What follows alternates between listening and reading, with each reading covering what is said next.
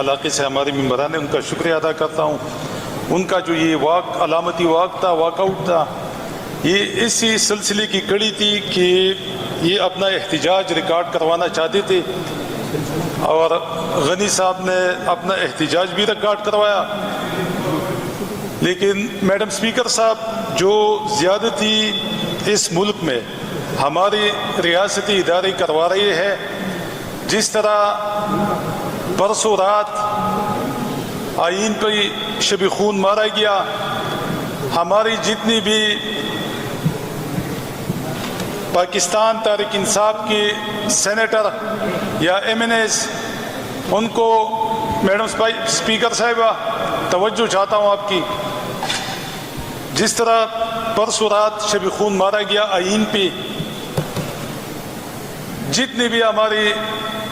Federal government میں لوگ ہیں، آپ ان سے پوچھ لیں بخدا، ان سب کو پتہ نہیں ہے کہ یہ امینڈمنٹ کیا تھی اور اس امینڈمنٹ میں ہے کیا۔ جس طرح ہمارے لوگوں کو 2 مہینے ٹارچر کیا گیا، ان کو روپوش کیا گیا، میڈم اسپیکر صاحبہ، اب یہ جو ریاستی ادارے ہے، پہلے تو یہ دہشت گردی کے نام پہ اور دہشت گرد کے نام پہ چھاپے مارتی تھی اور لوگوں کو پکڑتی تھی، لیکن اب یہ پارلیمنٹ تک پہنچ گئی ہے۔ اب جو کل یہ تیرا میں واقعہ ہوا ہے، آپ کی اس کی فوٹیجز دیکھ لیں کہ اگر دہشت گرد تھی تو وہ دہشت گرد لوگوں کو دکھائے کہ کہاں پہ انہوں نے دہشت گرد کو مارا ہے، یا یہ چھوٹے چھوٹے جو معصوم بچے تھے جن کی عمر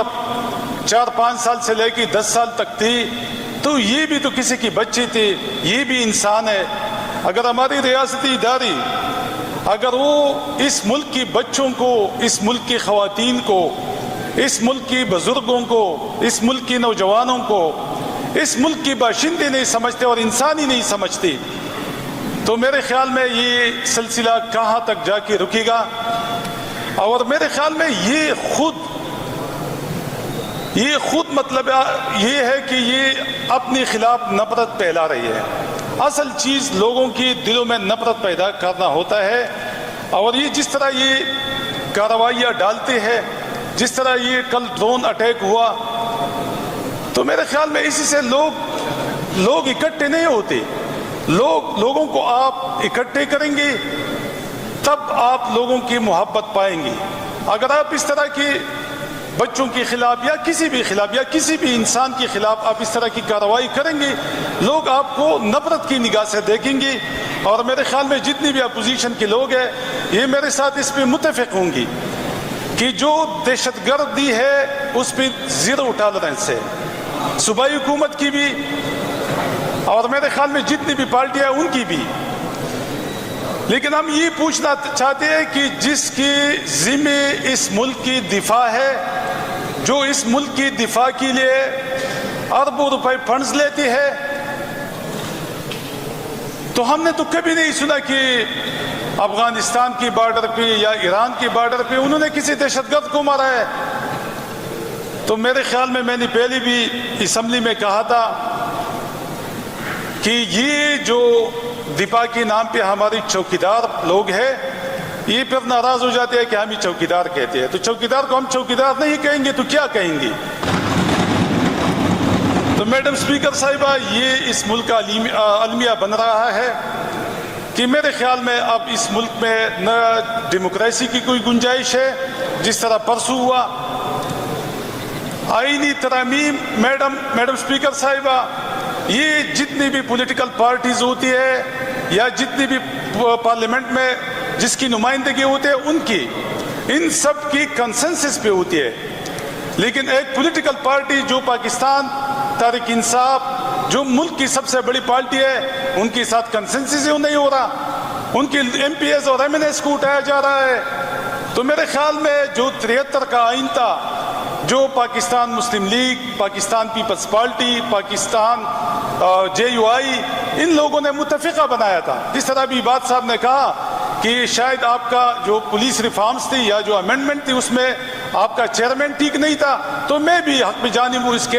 کی کہنے بھی کہ یہ جو 1973 کا آئین تھا، کیا آپ کی جتنی بھی پارٹیاں تھی، جتنی بھی لوگ تھے، جتنی بھی ان کے خالق تھی، کیا وہ غلط تھی؟ کیا ابھی آپ 26ویں ترمیم لے کے آئی اور اس پہ آپ نے سپریم کورٹ کی اس کے حقوق کو سلب کیا؟ تو میرے خیال میں میڈم اسپیکر صاحبہ،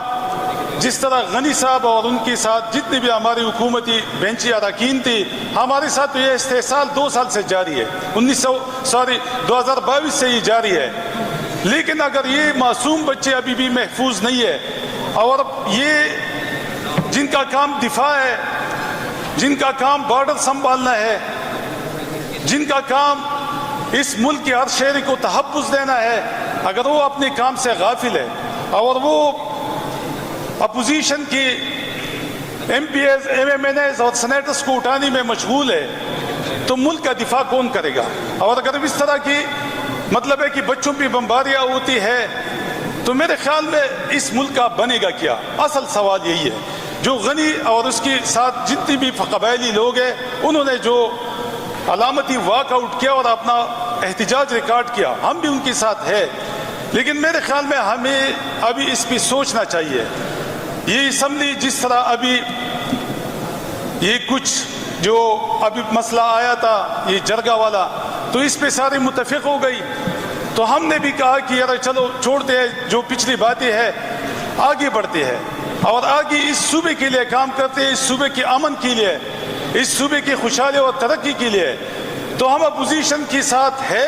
اور اپوزیشن بھی ہماری اس پہ ساتھ تھی، اور الحمدللہ جو ثانیہ ہوا تھا اور اس کے بعد جو ہونا تھا وہ ثانیہ الحمدللہ اللہ کی فضل کرم سے اور اس ایوان کی جتنی بھی پارٹیاں تھی ان کی حکمت سے اور ان کی بردباری سے وہ بڑا ثانیہ رونما نہیں ہوا اور خوش اسلوبی سے وہ جرگہ بھی منعقد ہوا. تو میرے خیال میں اس ایوان میں جس طرح غنی نے کہا کہ اس ایوان میں بیٹھنے کا فرق پیدا کیا ہے. اگر ریاستی ایجنسیاں خود اس طرح کی کام کرتی ہے اور امن امان کو وہ پشپس ڈالتی ہے اور سیاست میں انٹرفیئر کرتی ہے، تو میڈم اسپیکر صاحبہ جس طرح لہیق صاحب نے کہا، تو اس پہ آپ رولنگ دے دے، کمیٹی بنانی ہے، جو بھی کرنی ہے. اپوزیشن اور جتنی بھی ہماری ٹریجری بینچ کے لوگ ہیں اس پہ متفقہ ایک کمیٹی بنا لے اور اس کو ٹائم لائنز دے دے کہ اس ٹائمز میں جتنی بھی یہاں بھی اس طرح کی ثانیات ہوتی ہے اس کی رپورٹ پیش کرے.